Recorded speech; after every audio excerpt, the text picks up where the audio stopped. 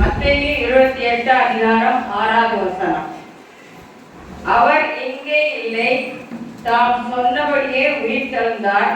கர்த்தரை வைத்த இடத்தை வந்து பாருங்கள்.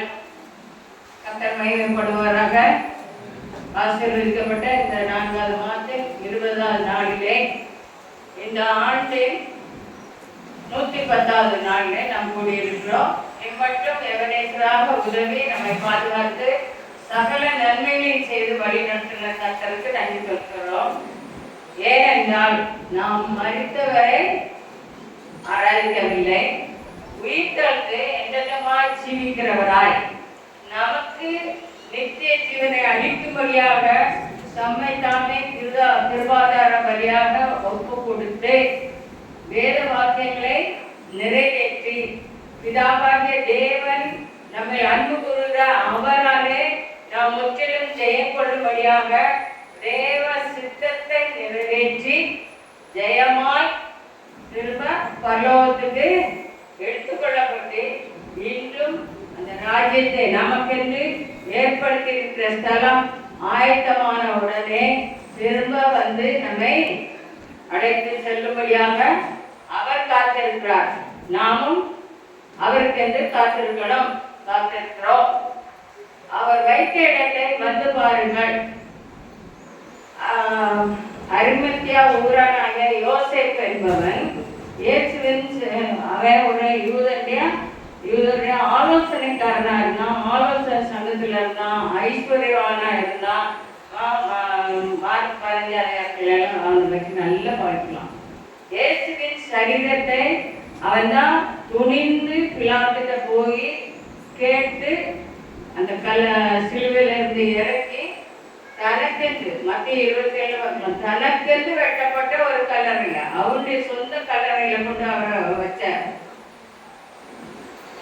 ஆனா இன்னைக்கு அவன் தரப்பட்ட அவரை பற்றி நம்ம அவ்வளவா பேச மாட்டோம். பட் யோசேப்பு தனக்கென்று வைத்திருந்த கல்லறையில இயேசுவை வைத்தான்.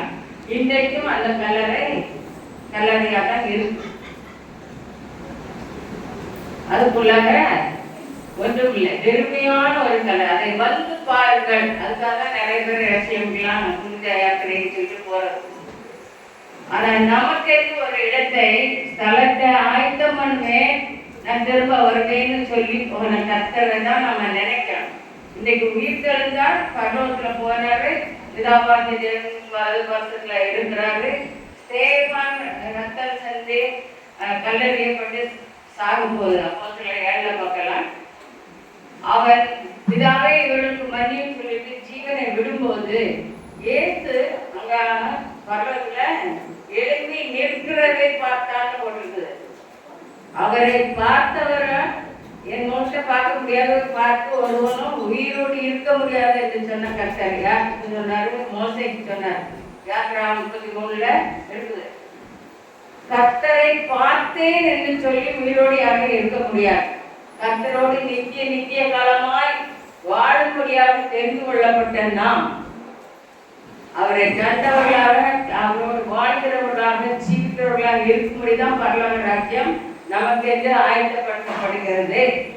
அங்க பரலோகத்துல வேற ஆராதனை எல்லாம் இல்லை. இப்ப சொன்னா ஏசையா பரலோகத்தை பார்க்கும்போது தூதர்கள் அவங்க முகத்தை கூட மூடிட்டு கர்த்தர் பரிசுத்தர் அப்படி ஒரு ஆராதனை நடக்குது. இன்றைக்கு பூமியிலே நாம் செய்கிற ஆராதனை அதுபோல பரலோகத்திற்கு நிழலாட்டமான ஆராதனை நாம் செய்ய வேண்டும். இங்க வந்துட்டு நம்ம தூங்க முடியாது. நிக்கிற மயக்கம் வந்து கெசமனை பக்கத்து வரதான், அதுக்கப்புறம் தூங்கிட்டு இருக்க முடியாது. சரியா? உலகத்துல இது இன்னொரு குட்டி பரலோகம். ஒவ்வொரு சபையும் ஒரு பரலோகம். தேவனை நாம் ஆராதிக்க வந்துட்டோம். அவரை கேட்கும் போது சொல்றாங்க, அவர் இங்கே இல்லை, தான் சொன்னபடியே உயிர்த்தெழுந்தார், அவர் கல்லறையில் இல்லை. அவர் எந்த கல்லறையிலுமே இல்லை. இன்றைக்கும் யாராவது மறித்தா நம்ம வந்து கல்லறை தோட்டத்தில் போய் ஒரு ஆராதனை நடத்துறோம், பிரசங்கம் பண்றோம், ஜெபம் பண்றோம். கல்லறைக்கு போய் நின்று ஆடுவோம், ஜெபம் பண்ணுவோம். நான் கூட செய்வேன். எங்க ஸ்ரீல அப்பா இறந்ததுக்கு நானும் அடிக்கடி அந்த கல்லறைக்கு போவேன், அடிக்கடி. அப்போ எனக்கு கட்ட ஒரு நாள் எனக்கு உணர்த்தினார். என்னன்னா, எஸ்ஐக்கில் இருக்கிற தமூசுக்காக அழுகிற ஸ்திரீகள் என்ற காண்பித்து அது கத்தருக்கு அருவருப்பு. தமூசுக்காக அழுகிற ஸ்திரீகள் என்றவர். அப்போ கத்தருக்கு பிரியமில்லாத காரியத்தை செய்யக்கூடாதுன்னு அதோடு நானும் விட்டுட்டேன். அப்புறம் வேற ஒருத்தர் எங்க அக்கா இறந்துக்கும் தான் என் பேர பிள்ளைங்களை கூட்டிட்டு போய் அவங்க தாத்தா கல்லறையும் காட்டினேன். கவனிப்பாரற்று அப்படிலாம் அந்த அர்த்தத்துல இல்லை. நமக்கு அந்த பாரம்பரிய காரியங்களை நாம் விட்டுவிட வேண்டும். அவர் வைத்த இடத்தை வந்து பாருங்கள். யோசேப் அரிமத்தியா ஊரடங்கிய யோசேப்பு தனக்காக வெட்டப்பட்ட ஒரு கல்லறை.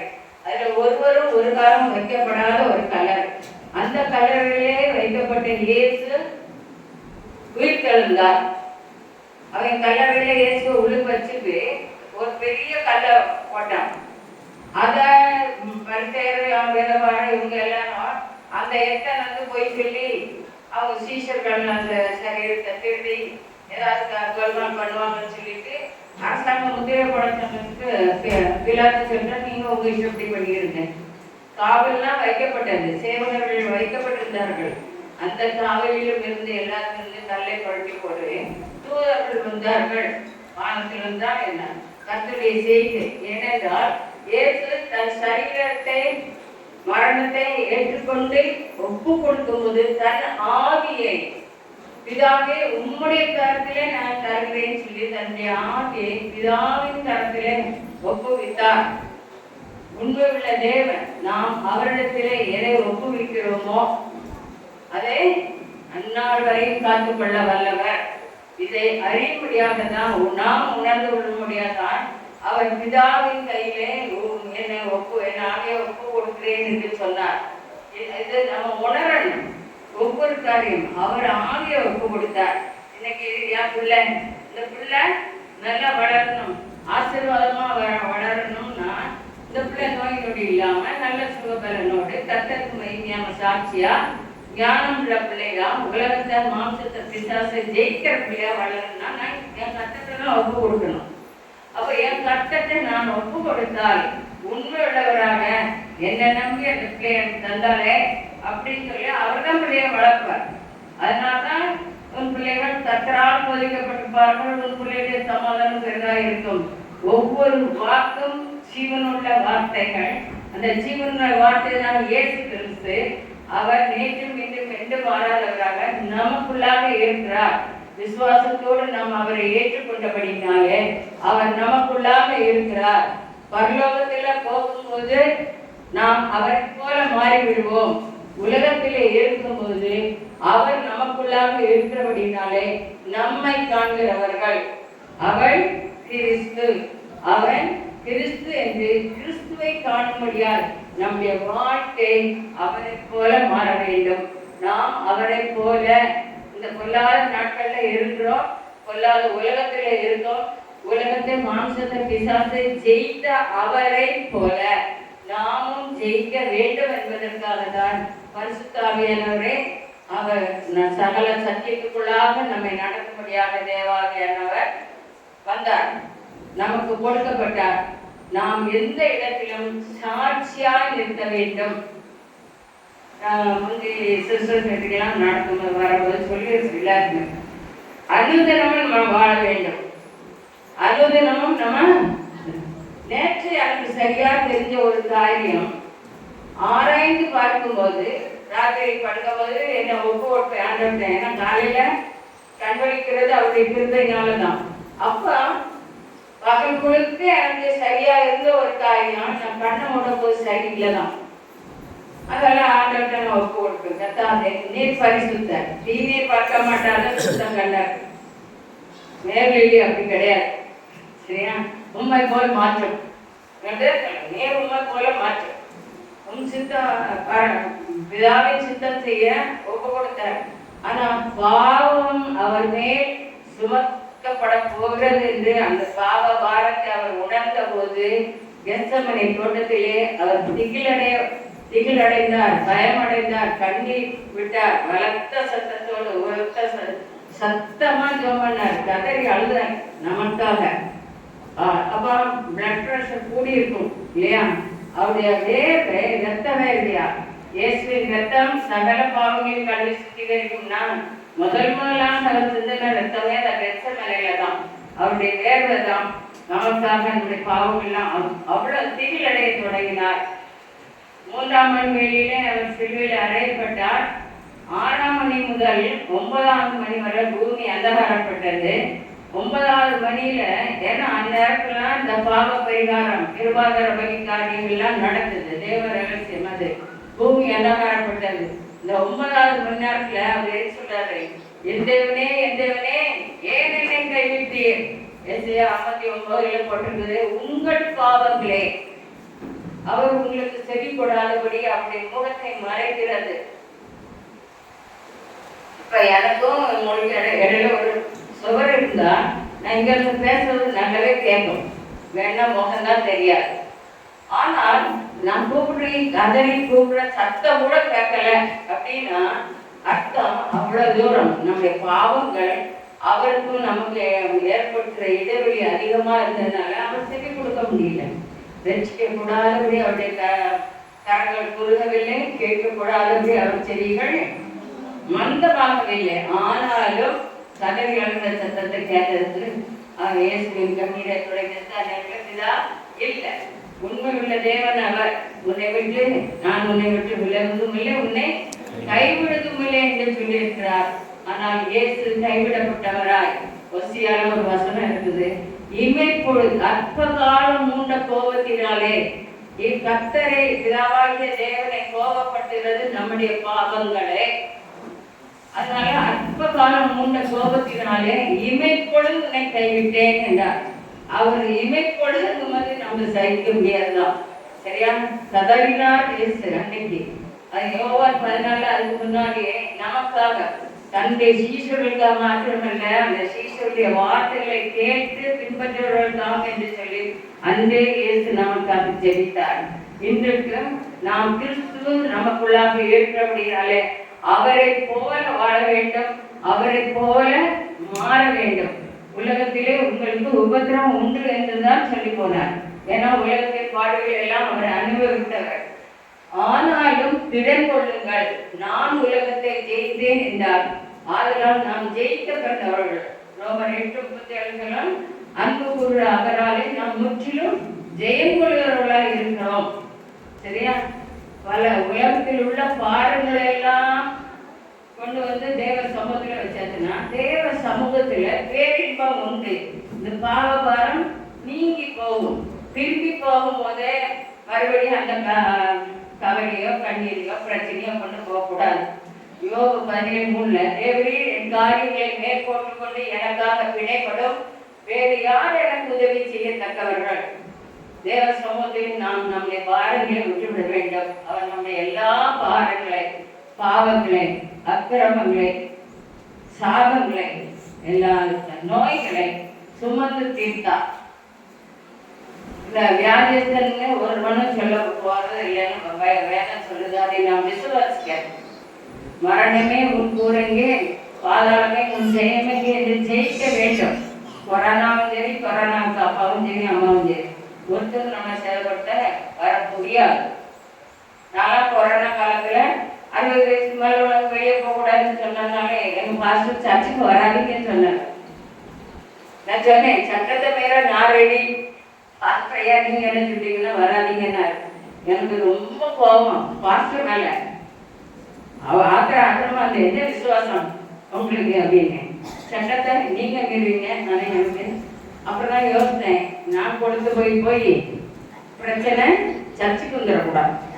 இதான் சாப்பிட்டு சத்து கொடுக்குறாலும் இடம் கொடுக்கூடாது. நான் போகலை, சரியா? அப்புறம் என் மகன் மருமகன் போகும்போது அப்போ போலீஸ்காரன் என்ன செய்வான், பொம்பளையில இறக்கி விட்டுட்டு ஆம்பளையில அடிப்பான். இவங்க 2 பேரும் சர்ச்சுக்கு போகிறாங்க. நான் ஜெபிச்சுட்டே இருக்கேன். என் பிள்ளைய அவரை தொட்டா ஒரு நாள் ஒரு போலீஸ்காரன் இடையில பையனை நிப்பாட்டி கேட்டாங்க. இன்னொரு போலீஸ்காரன் என்கிட்ட சொன்னான். நான் நேரடியாக அங்கே போய் சண்டைக்கே போனேன்.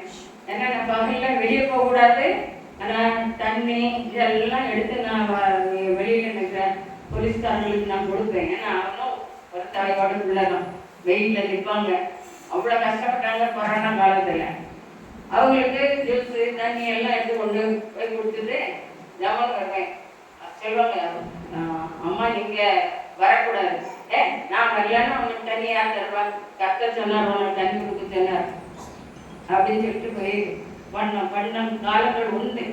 சட்டத்தை மீறுறதுங்கும் போது தேவ திரும்ப நமக்கு வேணும். எஸ்தருக்கு காண்கிற கண்களை தயவு கிடைத்தது, நமக்கும் தயவு கிடைக்கும். கர்த்தரை நம்பி எதை செய்தாலும் சங்கீதம் 16:8 சாட்சி சொல்லுவோம். கர்த்தருக்கு எனக்கு முன்பாக நான் வைத்திருக்கிறேன், அவர் என் வலது பாசத்தில் இருக்கபடியினால் நான் அசைக்கப்படுவதில்லை. நாம் வாழ்ந்து காட்ட வேண்டும். நாம் கிறிஸ்துவாக நம்மை காண்கிறவர்கள் நம்மை கிறிஸ்துவாக காணும்படியாக நாம் வாழ வேண்டும். அன்பு கூறுகிற அவராலே நாம் முற்றிலும் செயல்படுகிறவர்களாகவே இருக்கும். அதனால் எந்த காரியத்துக்கும் சோர்ந்து போகக்கூடாதபடி நாம் உள்ளான பலன் அடைய வேண்டும். கர்த்தருக்குள் மகிழ்ச்சியாக இருப்பதுதான் பலன். எல்லா காரியத்தையும் 2 நாளாகவும் 16:9 தம்மை பற்றி உத்தம இருதயத்தோடு இருக்கிறவர்களுக்கு தம்முடைய வல்லமை விளங்கப்பட முடியாது. கர்த்தருடைய கண்கள் பூமி எங்கும் உலாவிக் கொண்டு இருக்கிறது.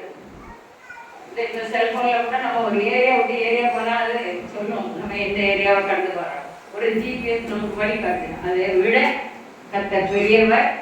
அவர் நம்மோட இருக்கிறார், நமக்குள்ளாக இருக்கிறார். ஆறுதலாக ஒன்று சொல்லுங்க. இப்போ எல்லாருக்கும் நிறைய சத்துரு போராட்டம் அது இதெல்லாம் இருக்கு. ஊழிக்கு போனாலும் போராட்டம் தான். ஏன்னா மதம் மாற்றம். ஒரு பையன் எந்த கேட்ட மதம் மாற்றணும்னா அவனுக்கு நீ யானையான்னு கேட்டேன். என்னை பொறுத்தவரை யானைக்கு தான் மதம் பிடிக்கும். அப்புறம் அது அடிக்கணும்னு கேள்விப்பட்டிருக்கேன். அதனால அனாவசியமாக அந்த காரியங்களுக்கும் போக வேண்டாம். ஊழியத்துக்கு போகும்போது கூட ஒரே வசனம் எரேமியா 20:11 கர்த்தரோ பயங்கர பராக்கிரமசாலியா எல்லோரும் கூட இருக்கிறார். விசுவாசிக்கோ தைரியமா இருக்கணும். தேவன் நமக்கு பயமுள்ள ஆகியப்படாமல் பலமும் அன்பும் தெளிந்த புத்தியுமே தந்திருக்கிறார். உயிர் தெழுந்த கிறிஸ்து பயங்கர பராக்கிரமசாலியா என்னோடு கூட இருக்கிறார். எனக்குள்ளாக இருக்கிறவர் உலகத்தில் இருக்கிறவனிடம் என்னில் இருக்கிறவர் பெரியவர். அவர் வல்லவர், அவர் ஜெயித்தவர், உயிரோடு இருக்கிறவர், என்னோடு இருக்கிறவர், என்னை விட்டு விலகாதவர். இந்த விசுவாசத்தோட நாம் ஜெயமல்லவர்களாய் வாழ்வோம். கர்த்தர் ராஜ்யத்திற்கு ஆயத்தமுள்ளவர்களாய் பிறரையும் ஆயத்தப்படுத்துவோம். அப்படி சொன்னோம்னா நிறைய பேர் நம்ம சாப்பிடணும், நிச்சயமா சாப்பிடணும். அதுக்குதான் ஞானஸ்நானம் எடுக்க சொல்றாங்க. ஞானஸ்நானத்துல நாம் கிறிஸ்துவோடு அவருடைய மரணத்துக்கு சமமாக தண்ணிக்குள்ள போகும்போது மறிக்கிறோம், வெளியே எழும்பும்போது உயிர்த்தெழுந்து சமமாக எழும்புகிறோம். சரியா? அப்ப நாம் உலகத்துக்கு மறித்தவர்கள். இன்னொரு சாவு நமக்கு எல்லாரும் போல இந்த உலகத்துல ஒரு சாவு உண்டு. ஆனால் நித்திய ஜீவன் நமக்கு என்று நாம் நித்திய ஜீவனுக்காக நியமிக்கப்பட்டிருக்கிறோம். அதை நாம் சுதந்திரித்துக் கொள்வோம். மற்றதாமே மகிமைப்படுவாராக.